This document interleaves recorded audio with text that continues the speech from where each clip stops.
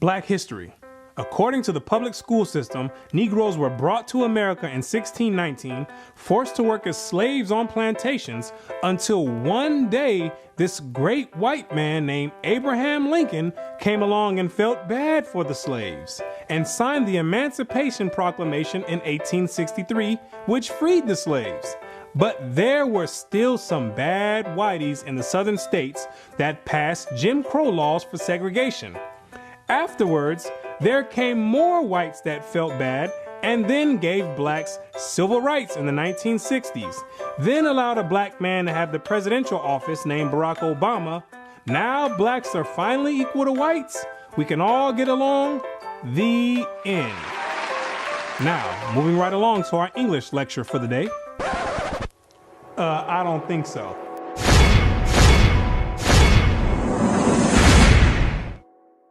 Black history.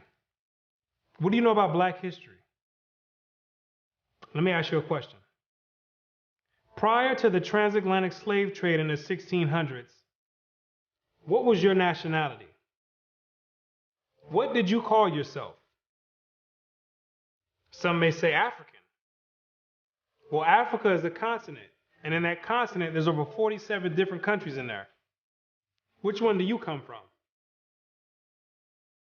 What language did you speak prior to the 1600s? Was it English? There's over 1,500 dialects being spoken in the land of Africa. Pick one. What clothing did you wear? Was it high heels and stilettos? Skinny jeans and Vans? What food did you eat? Hamburgers and hot dogs? French fries and SpaghettiOs? What religion did you partake in? Who was your God? Was it Christianity and Cesare Borgia? Most of you have no idea about the answer to these questions. You have no recollection of any history prior to the transatlantic slave trade. Now, is that a coincidence or by random chance? I don't think so. Have you ever asked yourself, why is it that in the public school system that every time the subject of Black history is taught, it always begins in the 1600s and with slavery? Why is that? Doesn't that raise some antennas and spark inquiry? Why is it that the public school system is so committed to revolving Black history solely on the past 400 years? Why is that? Is it because there's a deficiency in historical data? Or maybe because there's no history at all prior to the 1600s. Maybe Black people just poofed out of thin air sporadically, landed on slave ships, and they said, hey, we got a new species here, and start importing and exporting them all over the world. Maybe that's what happened. The question arises, what is the drawback on this history? Why does it keep being withheld?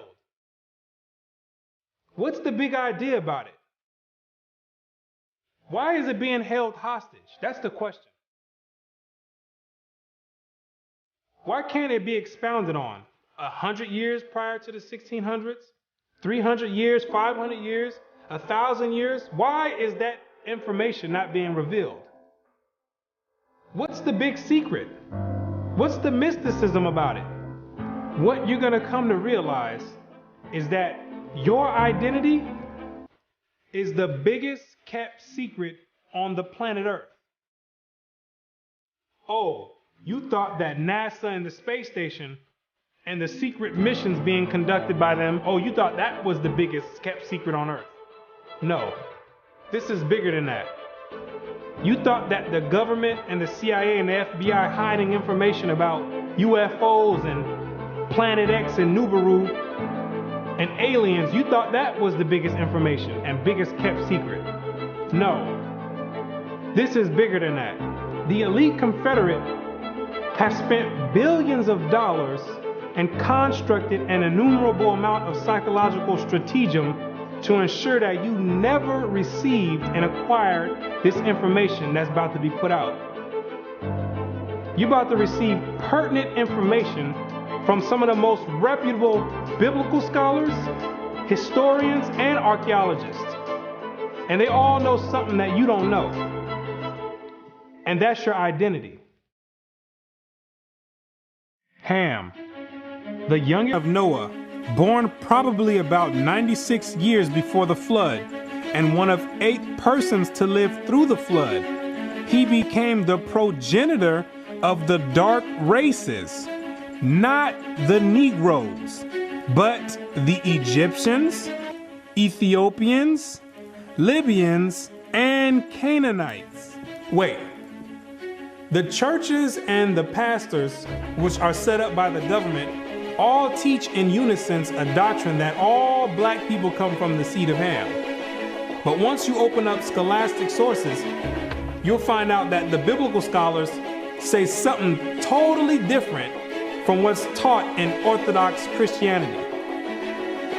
What do they mean by Ham is the father of the dark races but not the Negroes? The Negroes themselves are a dark race of people, so how can you say that Ham is the father of all these dark races and exclude the Negroes? What are the biblical scholars trying to convey? What the biblical scholars are saying is that you're not African. There's only 4 families according to the Bible that make up the native population of Africa, or the land of Ham. And the biblical scholars know that you don't descend from any one of those 4 families. In order to write that in a scholastic and academic book, the biblical scholars have done extensive and thorough research on both the so-called Negroes and the Africans, the native Africans. And they came to the conclusion after the extensive research that the Negroes don't have anything to do with the native Africans at all. They're 2 totally separate people. In the 1840s, Morton collaborated with George R. Glyden, an Egyptologist, who provided him with mummy heads and information about the racial significance of Egyptian tomb inscriptions. In Crania Aegyptiaca, published in 1844, Morton pointed out that both cranial and archaeological evidence showed that the Egyptians were not Negroes. In 1840, Dr. Morton was trying to find out the racial origin of the so-called Negroes that were in America in slavery. So he got together with the Egyptologists, which supplied him with the mummy heads, and what he did was conduct an extensive research on the cranial remains of the heads in Egypt, in contrast to the cranial remains of the heads in America. And what he found out is that the Negroes that were in slavery were not Africans. He found out that the skulls were 2 totally different types of skulls. The Negro's head was longer than the Egyptian head. The physical characteristics from the outside look similar, with the thick lips and the broad nose. But once you start delving into the real characteristics, he found out that there were 2 totally different people, as abolitionists and colonizationists had maintained, and that in fact, blacks had been relegated to the same servile position in ancient Egypt as in modern America. But what Dr. Morton did discover is that the Negroes that were serving slavery in America served the same position and servitude in ancient Egypt when they matched other skulls and other cranial remains in Egypt. They said these are exact matches. So what are the scholars saying? What you're going to find out is that they're saying that you are the biblical Israelites. Yes, you're the same exact people that served slavery in the land of Egypt. You're the same exact people that God sent Moses to go redeem under the hand of Pharaoh. You're the same exact people. And when you read the Bible, you'll find out that slavery is a central theme in the Bible. It's a reoccurring theme with the Israelites. The Israelites cannot run away and get away from serving slavery. It continues to happen over and over, all the way up until today. You came out of Egypt as slaves, came down into the land of Israel, no sooner as you got there, then you had the Assyrians come, capture the land of Israel, and take you and make you slaves. In the 9th year of Hoshea, the king of Assyria took Samaria and carried Israel away into Assyria. You came out of the land of Assyria, went back to the land of Israel. Then the Babylonians came, which are the modern day Ethiopians, the Cushites, came to the land of Israel and made you slaves. So all Israel were reckoned by genealogies. And behold, they were written in the book of the kings of Israel and Judah, who were carried away to Babylon for their transgression. You came out of the Babylonian captivity, went back to the land of Israel. Then the Persians came on down there, took the Israelites and made you slaves. For we were bondmen, yet our God hath not forsaken us in our bondage, but hath extended mercy unto us in the sight of the kings of Persia. You came back from the Persian Medo captivity, went back to the land of Israel, rebuilt the temple up. Then the Greeks came on down there, took you and made you slaves, and to entreat them that they would take the yoke from them. For they saw that the kingdom of the Grecians did oppress Israel with servitude. After you came from the Greek captivity, you went back into the land of Israel, rebuilt the temple because the Greeks were sacrificing swine and pig on the altars. No sooner as you came back to the land of Israel, then the Romans came and had you during the time of Christ as slaves. It was so much slavery going on with the Israelites that Jeremiah himself had to ask, is Israel just put on earth just to be slaves? Is that your whole purpose? Just to be servitude to other nations? Is Israel a servant? Is he a homeborn slave? Why is he spoiled? So you might be asking yourself, if the so-called Negro is part of the 12 tribes of Israel, how in the world did you get to the west coast of Africa? And when ye shall see Jerusalem compassed with armies, then know that the desolation thereof is nigh. This is Christ right here speaking to the Israelites. He says, when you see Jerusalem compassed or surrounded by the Roman armies, then know that the desolation or the destruction of the land of Israel is getting ready to happen. The Romans getting ready to come in here and tear some stuff up. Then let them which are in Judea flee to the mountains, and let them which are in the midst of it depart out. And Christ says, when you see the Romans coming in, you better get ready to flee into the mountains. And what you're going to realize is that the mountains that he was talking about was the land of Africa. It was the same exact place that Mary and Joseph took Jesus when they were fleeing from Herod when he was trying to come find Jesus to kill him. They went right into Africa. And the Israelites went into Africa as well, fleeing from the Romans. In the year 65 BC, the Roman armies under General Pompey captured Jerusalem. In 70 AD, General Vespasian and his son Titus put an end to the Jewish state with great slaughter. During the period from Pompey to Julius, it has been estimated that over 1 million Jews fled into Africa, fleeing from Roman persecution and slavery. The slave markets were full of black Jewish slaves. Over 1 million of you Israelites fled from the land of Israel into the land of Africa, running away from the Romans because the Romans was coming to put slaughter to the Israelites. The ones that didn't take heed to the prophecy of Christ when he said you better leave and go to the mountains, go to Africa, when they got caught by the Romans, they were taken back to Europe and sold in slavery and put in servitude and became gladiators, put in the lions' dens. The pagans and the Romans attacked the Jews indiscriminately. Both the Jewish soldiers and the uninvolved peaceful population without mercy. As a result of this merciless attack, Many Jews fled to those parts of northwest Africa known as Tunisia, Algeria, Morocco, and Mauritania. Many other Jews fled to other areas where Rome did not have any jurisdiction. This was to the region of the south, the Sahara Desert, and the Sudan. Grazel says, such is the explanation of how the Sahara Desert first acquired Jewish tribes, toughened by a fighting tradition and possessed of physical characteristics, black, which it is said still makes them approximate very closely the original Jewish population of Palestine. And after migrating from Israel and dwelling on the northwestern parts of Africa, after you were fighting vigorously with the Romans, you had no choice but to start migrating to the southern regions of Africa, where the Romans didn't have any jurisdiction.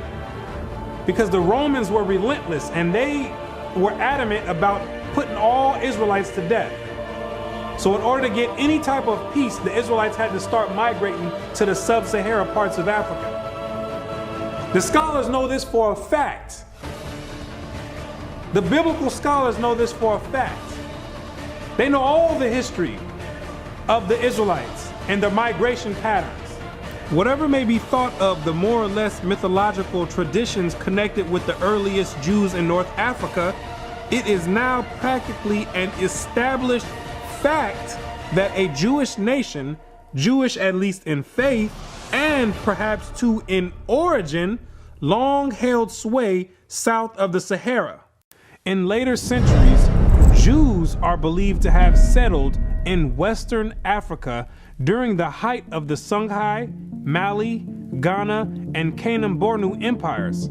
According to accounts from explorers of the region, several powerful Jewish families of the Songhai Empire were of Jewish origin. Some accounts place West African Jewish communities in the Andu Forest of Dahomey, south of Timbuktu.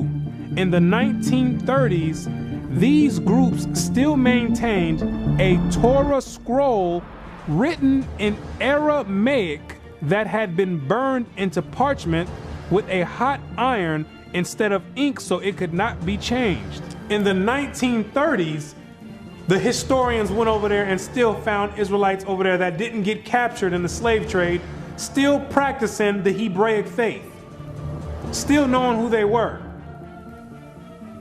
With a Torah, which is the first 5 books of Moses, written in Aramaic. That's the ancient language. And it's a shame that they have to burn it in hot iron so the European colonialists don't come over there tampering with it and taking the evidence and trying to hide the history. It's a shame that they have to do that. It is a total shame that they have to do that. The black Jews had an advantage over the African tribes. They carried their culture, history, laws, and written records with them. The Jews made use of every opportunity. They were an industrious and skillful people. In the Jewish Ghanaian states were found kings, princes, governors, generals, secretaries, treasurers, revenue agents, judges, architects, engineers, doctors, historians, language interpreters, mathematicians, jewelers, sculptors, masons, carpenters, painters of art, goldsmiths, leather workers, potters, armorers, saddlers, blacksmiths, agriculturalists, etc.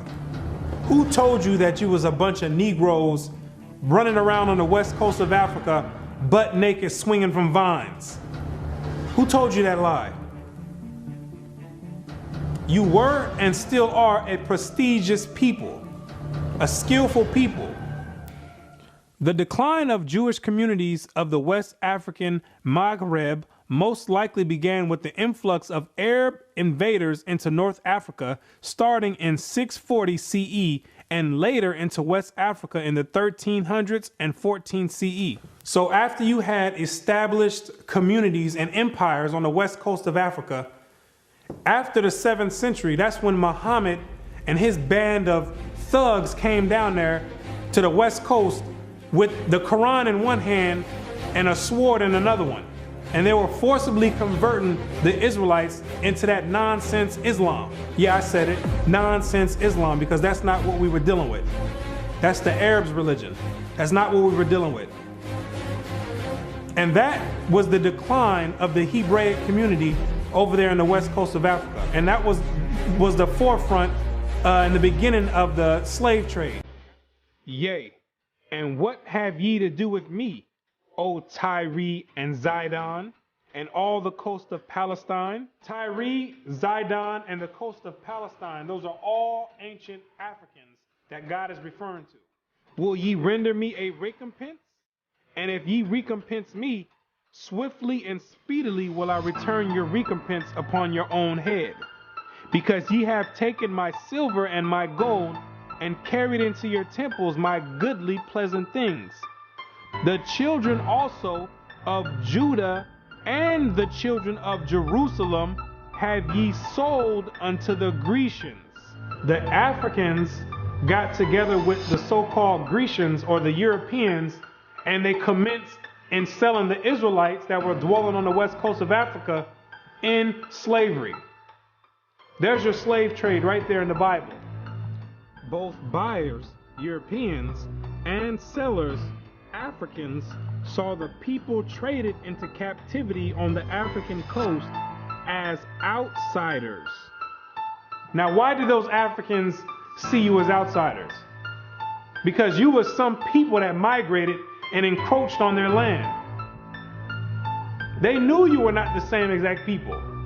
The customs that you had, the way you moved, they knew you were not the same people, so they had no problem commencing in a slave trade with the Europeans. Do you be crazy to believe that Africans were selling their own people? That makes no sense at all.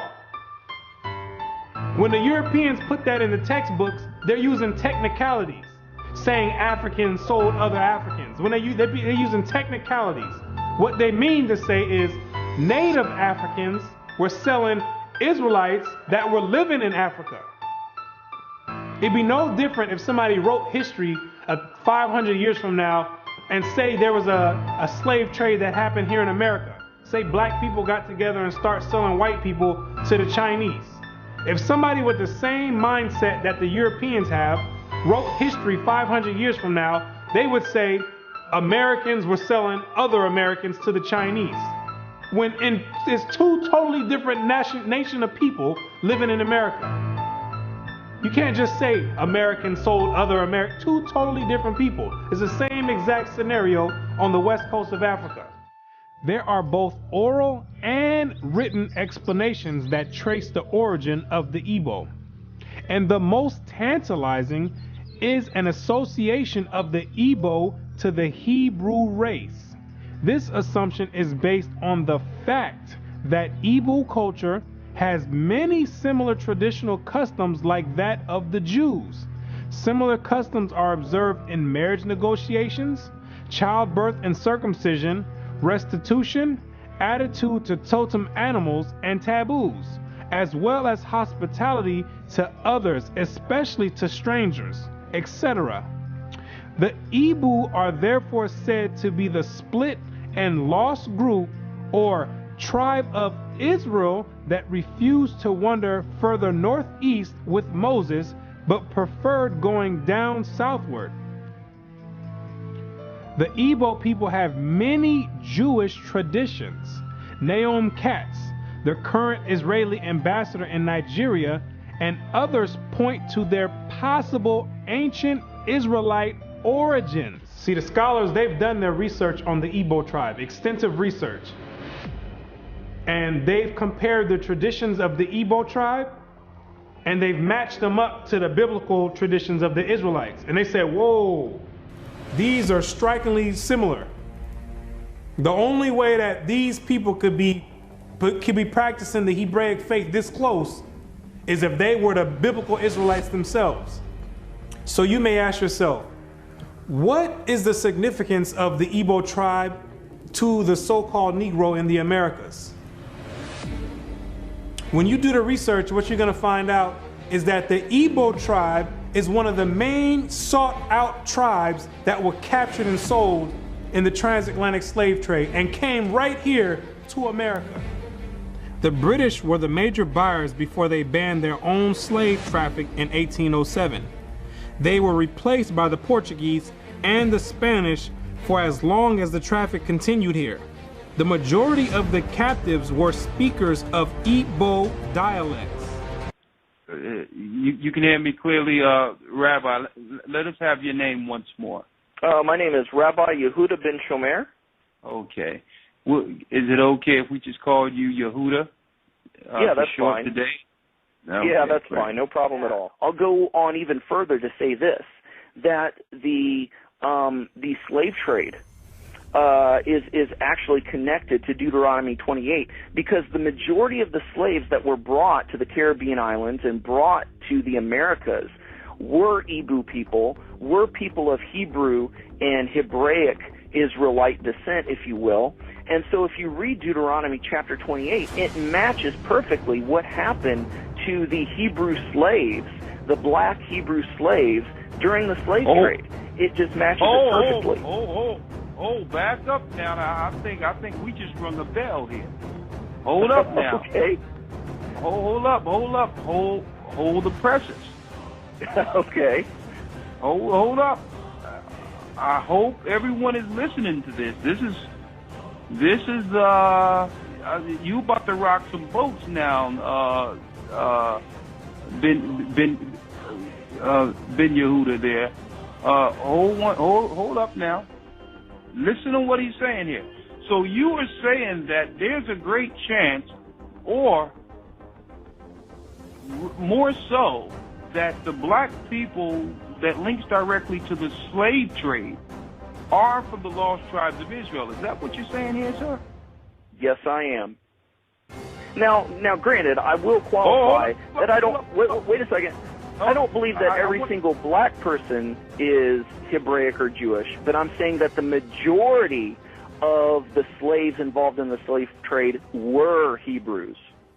These people knew exactly who they were buying and selling, both the Africans and the Europeans. The Europeans, which are the Romans went after 70 AD, they went conquering, and they done hid themselves under different nationalities after they done conquered the native people that were in those lands in Europe. Hid themselves under the French, under the British, under the Portuguese. They're the same exact Romans.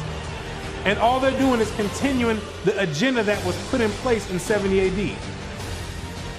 When they came down there looking for the Israelites. It's the same exact agenda. And carrying it forward to today. It's the same exact agenda.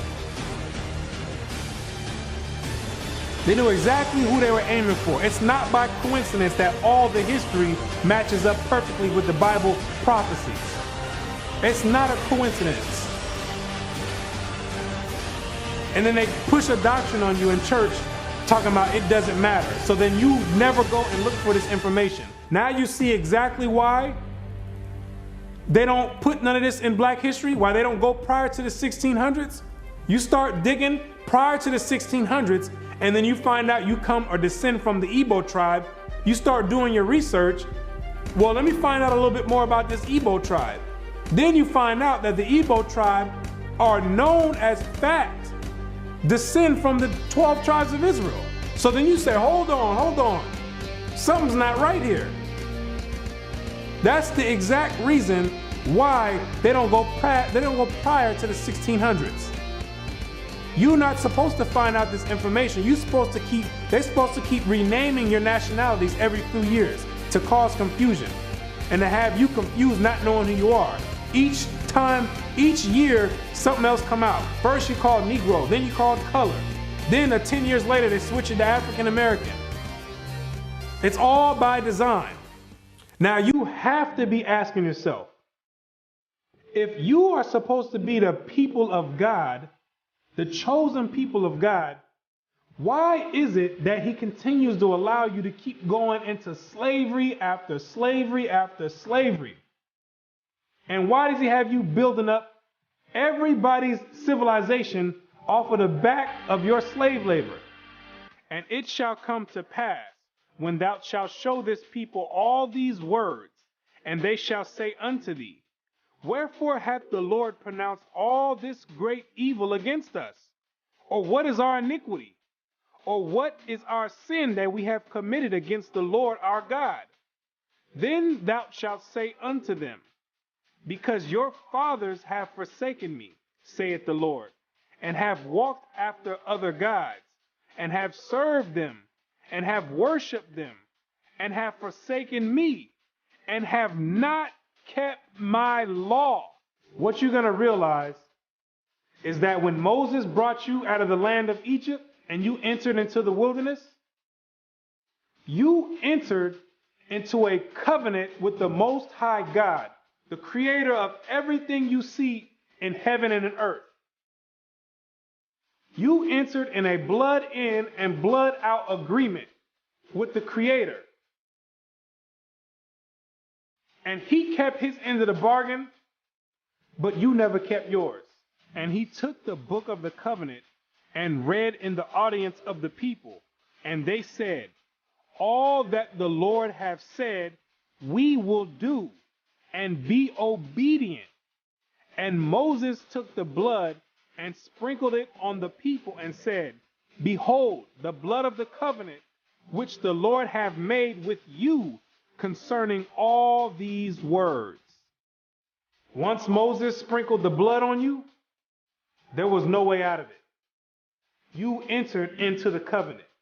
And it shall come to pass, if thou shalt hearken diligently unto the voice of the Lord thy God, to observe and to do all his commandments, which I command thee this day, that the Lord thy God will set thee on high above all nations on the earth. And all these blessings shall come on thee and overtake thee, if thou shalt hearken unto the voice of the Lord thy God. You see, if you kept your end of the bargain, the deal was the Most High was going to set you above all nations on the planet Earth.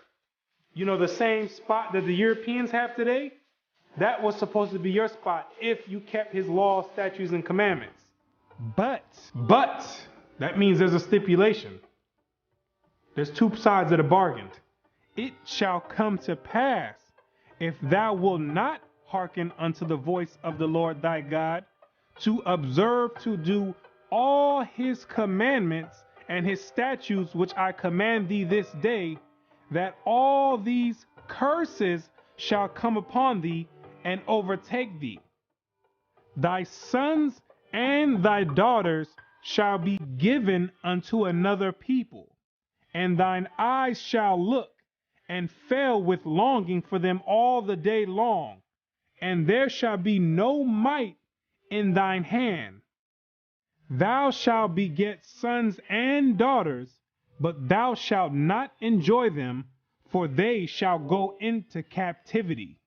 The stranger that is within thee shall get up above thee very high, and thou shalt come down very low.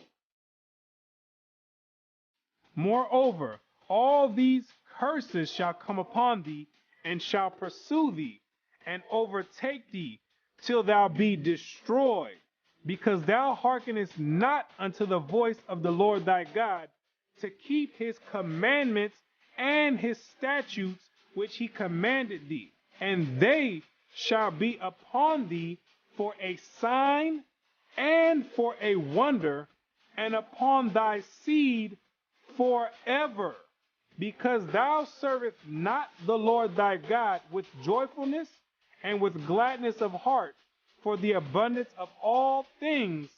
Therefore shalt thou serve thine enemies, which the Lord shall send against thee, in hunger and in thirst and in nakedness and in want of all things. And he shall put a yoke of iron upon thy neck until he have destroyed thee. God says you'd have the yokes of iron on your neck until he has destroyed you. So that means when he takes the yokes of iron off, you were destroyed. When did that happen? in 1863 when Abraham Lincoln signed the Emancipation Proclamation. The yokes of iron came off. But at that time, your whole history had been whipped out of you. When the master gives you something, you take it. He gave you a name. It's a nice name. It's Toby. And it's going to be yours till the day you die. Now, I know you understand me, and I want to hear it.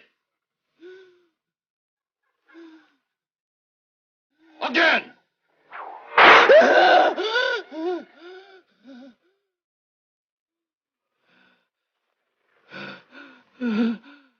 I want to hear you say your name. Your name is Toby.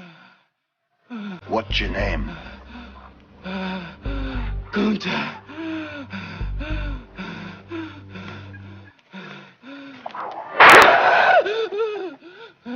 Lord God, help that boy. They're gonna whip him dead. What's your name? Say it. Toby. Who are you? Say your name.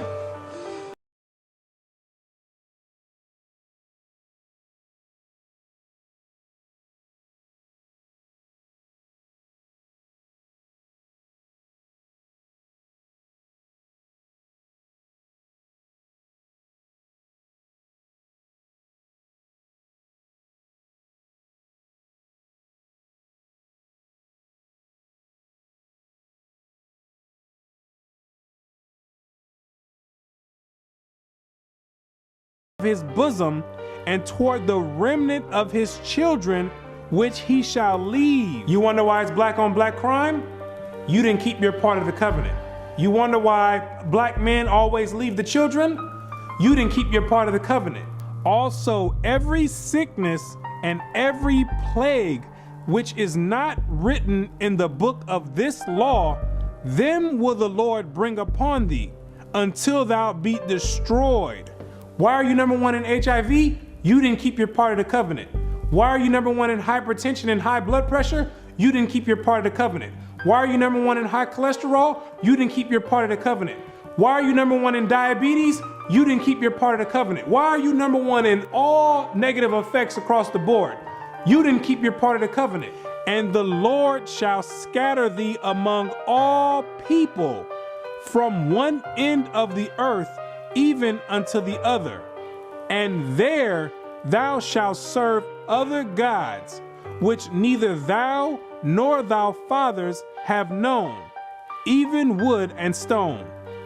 And among these nations shalt thou find no ease, neither shall the sole of thy foot have rest, but the Lord shall give thee there a trembling heart, and failing of eyes, and sorrow of mind.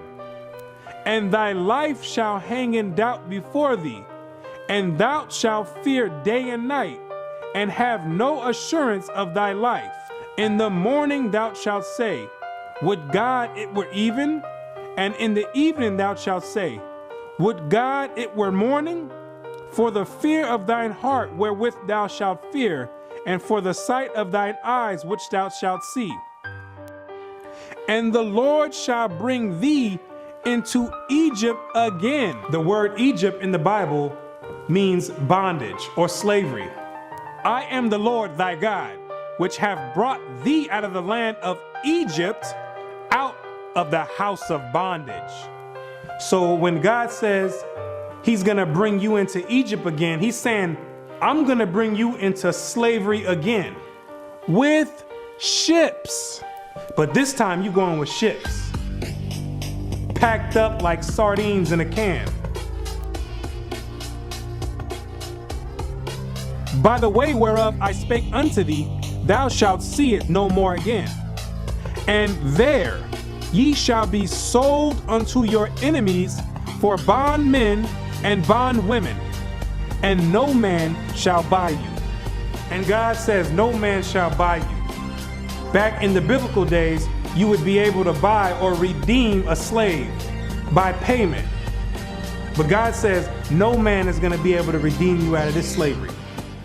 This last one I bring you to, this last Egypt, nobody's going to get you out of it.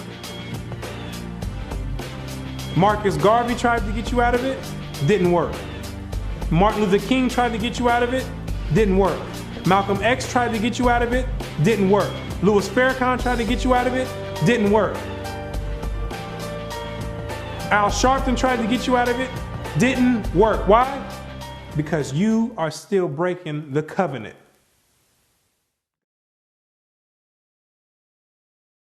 If you're the real Israelites, who are these people over there in the land of Israel claiming to be you? Those are Romans, Europeans. They got pushed up in the South Georgia, Russia, in the Caucasus Mountains, and hid themselves under the name of Khazars. Between the 8th and 9th century, the Khazarian Empire under King Bulan adopted the traditions of the Israelites and mixed it with paganism and called it Judaism. Yes, we know your history too.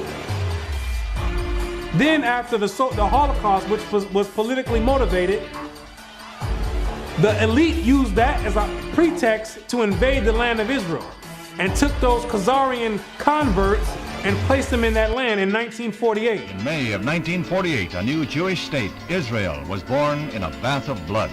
Jewish troops routed Arab forces from the city of Haifa in the first of a series of battles that were to reverberate through the years.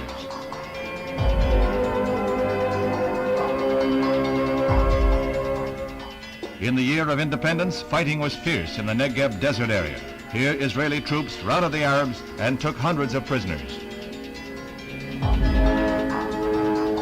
Meanwhile, on May 14, 1948, the new government headed by David Ben-Gurion is installed in Tel Aviv. Thus, for the first time since the Roman legion destroyed Jerusalem in the year 70 AD, the Jewish people have a nation of their own. United Nations teams accompany Israeli soldiers under the white flag to retrieve the bodies of soldiers killed in the continuing strife with Arab troops. The UN was able to effect some uneasy pacts calling for a truce, but skirmishes continued to break out. Dr. Chaim Weizmann joined Premier Ben-Gurion in the government. The Jewish patriot became president as Israel went before the United Nations to seek a place in that world body. The Middle Eastern Arabic nations were in violent opposition, and when Israel was voted a membership, they walked out in a body. For the rest of the day, their seats remained empty, but they returned the next morning to no further incident.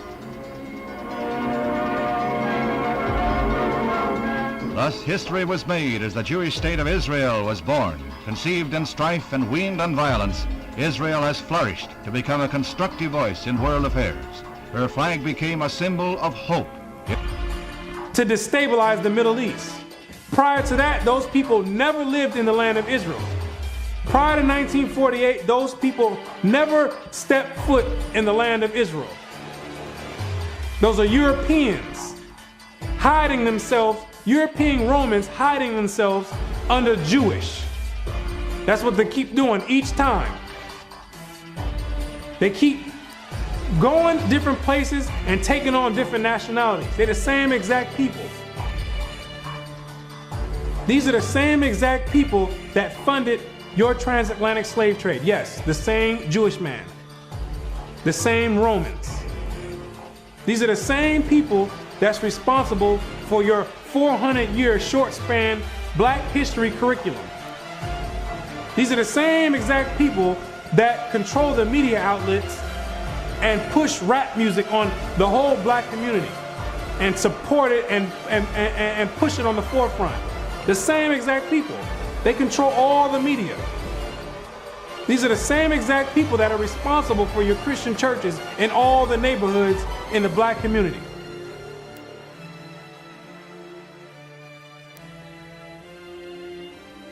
The Bible says when the real Jews get in the land of Israel, there will be no more war. Since those converts, Khazarian converts, went into the land, it's only been war. They don't fit the prophecies. They over there dealing with Satan. I know thy works and tribulation and poverty, but thou art rich.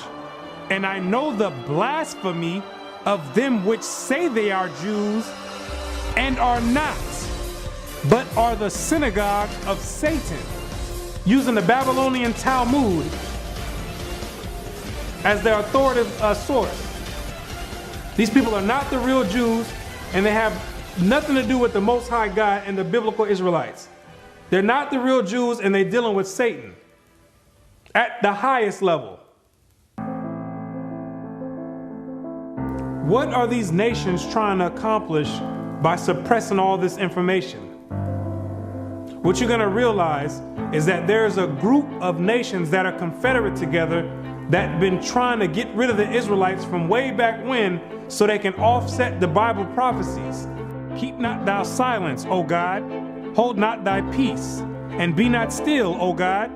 For lo, thine enemies make a tumult, and they that hate thee have lifted up the head.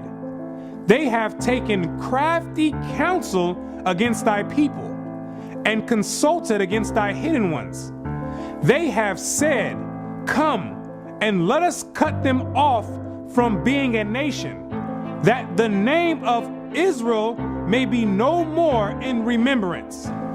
The elite know that America, according to the Bible, is the last kingdom before the return of the Messiah. It's the last reigning kingdom, called Babylon the Great, or the Little Horn. And they're trying to offset prophecy and prolong their rulership, because they know that when Christ returns, he and the 144,000 are going to be the next ruling government on the planet Earth. And he that overcometh and keepeth my works unto the end, to him will I give power over the nations, and he shall rule them with a rod of iron. As the vessels of a potter shall they be broken to shivers, even as I received of my Father. And I heard the number of them which were sealed, and there were sealed 144,000 of all the tribes of the children of Israel. The elite don't want this prophecy to go forth. They're going to do anything in their power to offset the prophecies and prolong their rulership, because they know that once the Israelites are in rulership or in authority, that all these nations that had a hand in enslaving the Israelites, they're all going in captivity. It's going to be their turn for servitude. For the Lord will have mercy on Jacob, and will yet choose Israel, and set them in their own land. And the stranger shall be joined with them, and they shall cleave to the house of Jacob. And the people shall take them and bring them to their place. And the house of Israel shall possess them in the land of the Lord for servants and handmaids. And they shall take them captives, whose captives they were, and they shall rule over their oppressors. Therefore, all they that devour thee shall be devoured, and all thine adversaries, every one of them, shall go into captivity. And they that spoil thee shall be a spoil, and all that prey upon thee will I give for a prey. He that leadeth into captivity shall go into captivity. He that killeth with the sword must be killed with the sword. Here is the patience and the faith of the saints. The elite have got together with their top scholars in their think tanks, and they know these prophecies to a T. They didn't study this book back and forth. They understand all the breakdowns and prophecies. So in order to prevent these things, they have to suppress history and rewrite history and flood the media outlets with all types of futile material like rap music, Atlanta Housewives, and other reality TV nonsense to keep your mind occupied on entertainment and diverted from anything with any significance. And the success rate of that to black people is extremely high. The black man won't pick up a book if his life depended on it. A book is kryptonite to the black man. It's like spraying Raid on a roach. They say if you want to hide anything from a black man, you put it in a book. But despite these efforts of trying to offset prophecy, There's Israelites waking up all over the world by the thousands, coming up out of sleep and getting rid of these Gentile gods and coming back to the Most High God, the creator of heaven and earth, and keeping their end of the bargain. For the children of Israel shall abide many days without a king, and without a prince, and without a sacrifice, and without an image, and without an ephod, and without a teraphim.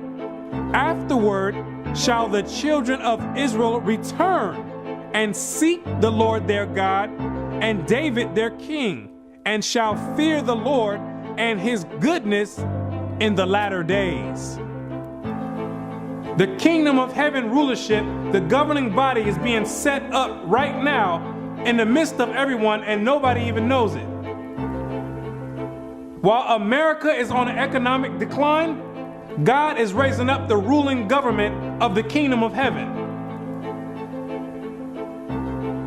He says, even though the children of Israel are as the sand of the sea, only a small remnant are going to be saved from his wrath. Isaiah also crieth concerning Israel, though the number of the children of Israel be as the sand of the sea, a remnant shall be saved. Because the majority of you Israelites are going to be too caught up and bugged out of your mind and caught up in the world and caught up in Christianity to even give the Creator a thought. And even to consider to go back and keep your part of the covenant. But God says, He's not sending you in slavery no more. He says, if you didn't learn this time from all the captivities you've been under, if you didn't learn from getting your backs whipped, if you didn't learn from being hanged, if you didn't learn from having your sons and daughters sold, He says, I'm not bringing you into captivity no more after America. This is the last captivity. He has another plan for you. You got another punishment coming. It's called the lake of fire. But the fearful and unbelieving and the abominable and murderers and whoremongers and sorcerers and idolaters and all liars shall have their part in the lake which burneth with fire and brimstone, which is the second death. And you're going to be there for a very long time. But to those that have an ear and come back and return to the Heavenly Father, He's going to make a new covenant with you. For finding fault with them, He saith, behold, the days come, saith the Lord, when I will make a new covenant with the house of Israel and with the house of Judah. The Bible says that the new covenant is with the Israelites, not all nations. He made the first covenant with you, and He's making the next covenant with you as well. Not according to the covenant that I made with their fathers in the day when I took them by the hand to lead them out of the land of Egypt, because they continued not in my covenant, and I regarded them not, saith the Lord. For this is the covenant that I will make with the house of Israel after those days. What does it mean after those days? It's talking about when you get into the wilderness. Yes, you have to go to the wilderness again. The same way when you came out of Egypt and you went into the wilderness and made the first covenant is the same exact way when you come out of America, which is the modern Egypt, you're going to have to go into the wilderness again. And I will bring you out from the people and will gather you out of the countries wherein you are scattered, with a mighty hand and with a stretched out arm and with fury poured out. And I will bring you into the wilderness of the people, and there will I plead with you face to face, like as I pleaded with your fathers in the wilderness of the land of Egypt. So will I plead with you, saith the Lord God. And I will cause you to pass under the rod, and I will bring you into the bond of the covenant. The covenant is going to be made after Christ returns. That's the new covenant. Then there's no new covenant now. You're still under the same exact covenant you made when you came out of Egypt. That's a binding covenant right now. I will put my laws in their mind and write them in their hearts. And I will be to them a God, and they shall be to me a people. And God says He's going to put His laws in your mind. Yes, those same laws that your Christian church teaches are done away with, those are the laws that are going to govern the kingdom of heaven. The same way America has their laws that govern America, the laws written in the Bible in the first 5 books of Moses, those are the laws that's going to govern the kingdom of heaven. Those are the same exact laws that you promised and made a pact with the Most High saying that you would keep, and you refuse to keep to this day. That this is a rebellious people, lying children, children that will not hear the law of the Lord, which say unto the seers, see not, and to the prophets, prophesy not unto us right things, speak unto us smooth things, prophesy deceits.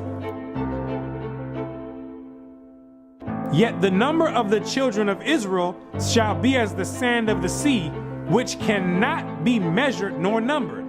And it shall come to pass that in the place where it was said unto them, ye are not my people, there it shall be said unto them, ye are the sons of the living God. In these same exact places where you were scattered for a reproach and called by different names like African American, Negro, and colored people, and where you were told in church that you were a Gentile, in these same exact places, it's now being told to you that you're actually the children of Israel.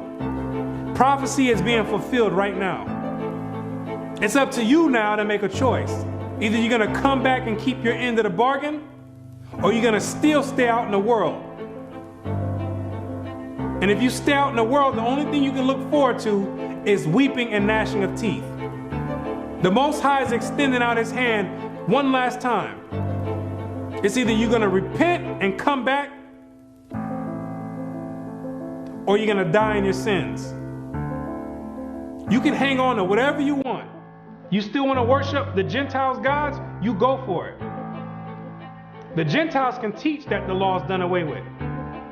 They wasn't back there in the wilderness, and they wasn't back there with the blood sprinkled on them. They wasn't under a covenant.